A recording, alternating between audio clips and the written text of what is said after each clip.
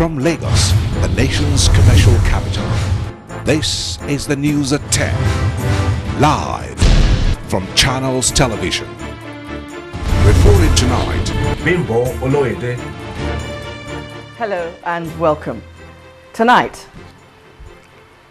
Interpol arrests alleged mastermind of Nyanya bombings, Sadiq Oguche, in South Sudan.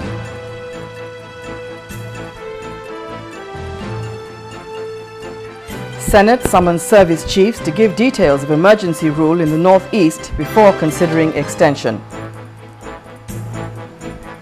Federal government says it is ready to go any length to secure the release of the kidnapped schoolgirls. And over 200 killed in Turkey's coal mine explosion as the search for missing miners continues. On business news tonight, the federal government explains the delay in the president's assent to the 2014 budget. And on sports news tonight, despite the heavy rainfall, it was yet another exciting day at the Channels National Kids Cup with a total of 19 goals scored in 2 centers.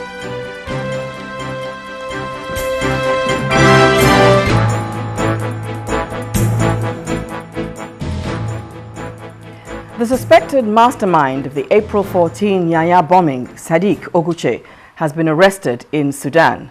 The Director General of the National Orientation Agency, Mr. Mike Omeri, made the announcement at a media briefing in Abuja. The Nigerian Bureau of Interpol had issued a red alert for the international manhunt of Mr. Oguche. It will be recalled that the Department of State Services had declared him and one Rufai Siga wanted for the bombing of Nyanya Motor Park, which killed over 75 people. 2 suspects were placed on the wanted lists.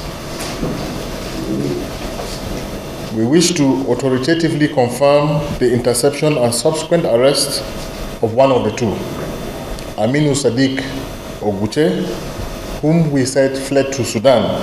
He actually did. He fled to Sudan. Mr. Oguche had earlier been declared wanted by authorities in Nigeria for involvement in the bombings at Nyanya. And the effort of Interpol and Nigeria Police and the Department of State Security Services have led to this arrest. Presently, the security authorities are working to facilitate his extradition to Nigeria. Once information is available on when he will be arriving, we will also let you know, because we want to go and witness it.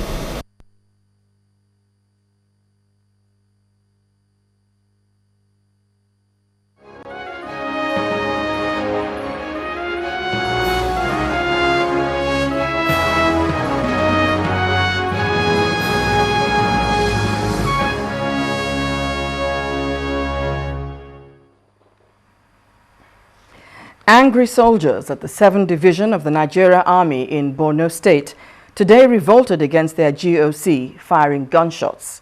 The GOC, Major General Ahmadu Mohammed, was addressing the soldiers and officers at Memalari Cantonment, Maiduguri, before the soldiers became unruly. Confirming the incident, the Director of Defense Information, Major General Chris Olukolade, said the incident occurred when the corpses of 4 soldiers who died in an ambush while returning from patrol duties in Chibok were being conveyed to the morgue. The Nigerian Army is to institute a military board of inquiry into the circumstances surrounding the conduct of the soldiers who fired the shots. He, however, says there is calm in the cantonment and normalcy has now returned. Well, the federal government today took a firm position on the missing schoolgirls. Rising from the Federal Executive Council meeting today, the Minister of Information, Mr. Labaran Maku, said the government is ready to go to any length to secure the release of the kidnapped students from Government Secondary School, Chibok, Borno State. Apart from Mr. Maku, the Minister of Women Affairs, Mrs. Zainab Maina, also condemned the incident. Mr. President, who is an advocate of girl child education and supporter of women development, is very unhappy about what happened, and so on his behalf and the members of the Federal Executive Council, especially the female ministers, we condemn in a very, very strong term the abduction of the female students of Chibok Government Girls Secondary School. It is really a heinous action, and we are not happy about it. So many sentiments has been expressed by various groups and so on. We really join them in also expressing our, unhappiness about what happened. On the video clip, government position on the matter is clearly this, that we have seen the video clip, we have analyzing, studying the clip to be sure of its content, and also, of course, we are looking into the statement that accompanied the clip. Government has made it very clear that we are ready to go to any length to secure the release of these, our unfortunate daughters that have been in captivity. So I think that is the statement that we have issued, and we stand on that statement. Well, Nigerian women are holding a night vigil in Abuja in furtherance of their protest for the release of the abducted Chibok schoolgirls. So we take you to Abuja now for the live event holding at the Federal Capital Territory. Because the sisters are the champion in this fight.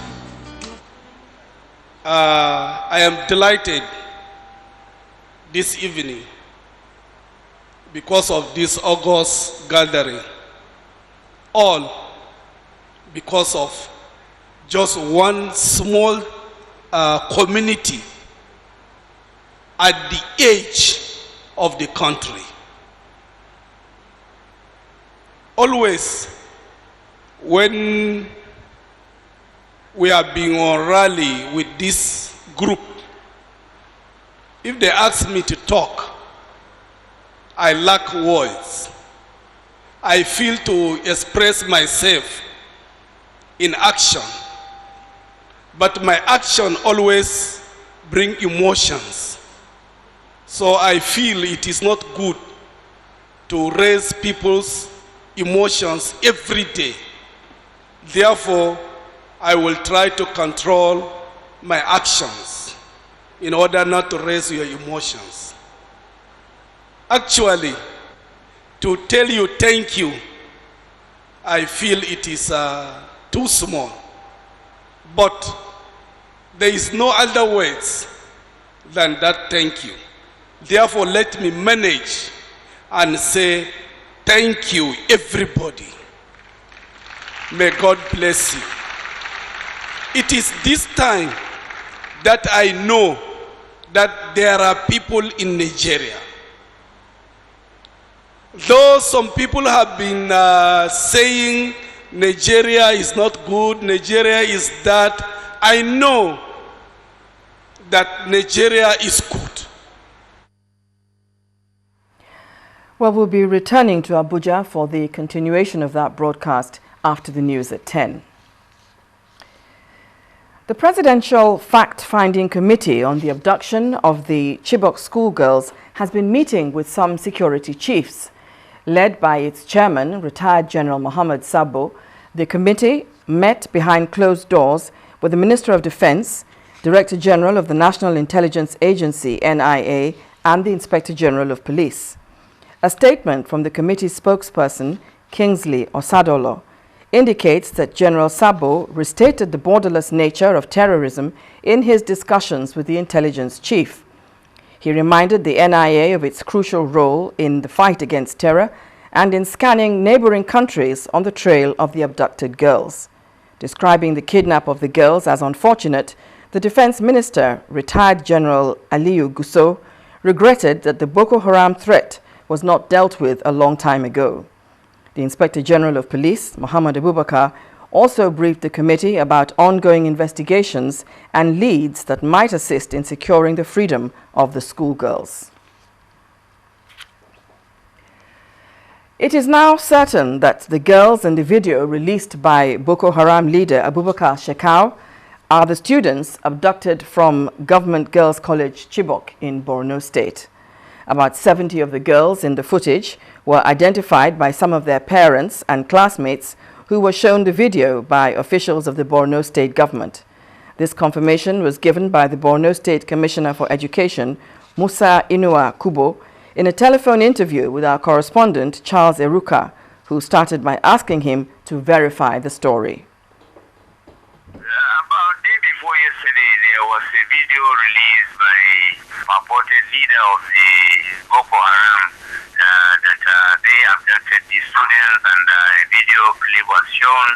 And thereafter, the question whether these are our students that were abducted or not came up. There were a lot of feelings whether these were actually our students or not. So we immediately went in to verify whether these are actually our students. And the only way to do it is to send for the parents of those students that were abducted, and some of the students that are final year students that really know and can recognize their colleagues in the video clip.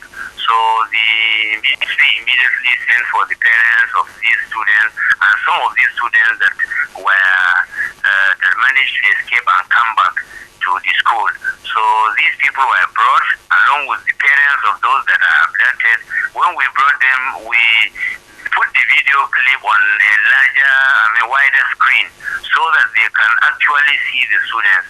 And I am to confirm to you that, in fact, all those that could visibly be seen were identified to be students from GSS Chibok that were abducted. Were you able to ascertain the number of those that could be recognized? As at yesterday, about 72 of them were recognized. You see, what actually happened, it is not the entire students that came. So those people that came that we brought yesterday were able to identify over 70 of these students that were in the video clip. The Borno State Commissioner for Education, Musa Inua Kubo, speaking with our correspondent, Charles Eruka. The UK Minister for Africa, Mark Simmons, says President Goodluck Jonathan has made it clear that there will be no negotiation with Boko Haram that involves a swap of the abducted schoolgirls for prisoners.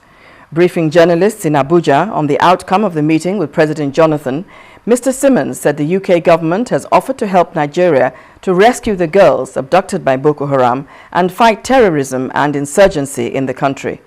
Mr. Simmons said part of the help package from the UK government involves embedding a team of experts inside the Nigerian military headquarters to analyze information coming in and supporting the Nigerian military. He, however, said it is unlikely that there will be UK combat troops on ground in Nigeria. President Jonathan and I had an extremely positive and constructive meeting earlier today, in which President Jonathan accepted the United Kingdom offer. We also discussed the importance of putting in place a medium-term plan to remove the root causes that often facilitate people joining Boko Haram. In addition to that, we discussed the rumours of negotiation. President Jonathan made very clear to me that he would not negotiate with Boko Haram in terms of exchanging the abducted girls for Boko Haram prisoners. But what he was keen to continue was a dialogue with Boko Haram to ensure that people in northern Nigeria can benefit from security and stability, and that the conflict can be ended. Today we made an offer in response to President Jonathan's request for help, and that offer consisted of 4 component parts. The first was the access to the Sentinel surveillance plane. The second was to embed a small team in the Nigerian military headquarters to help build capacity. The third is to embed a small team in a an international coordinating unit to analyse and coordinate the information and intelligence that's coming into the Nigerian agencies, and also an increase in the Safer Schools Fund, both to do everything we can to ensure that the girls in education in northern Nigeria stay in education, but also to encourage other girls to participate in education as well. In part 2, after the break, Director General of NYSC tells National Conference Committee that no Youth Corps member will be posted to the Northeast. That's in a moment. Please stay with us.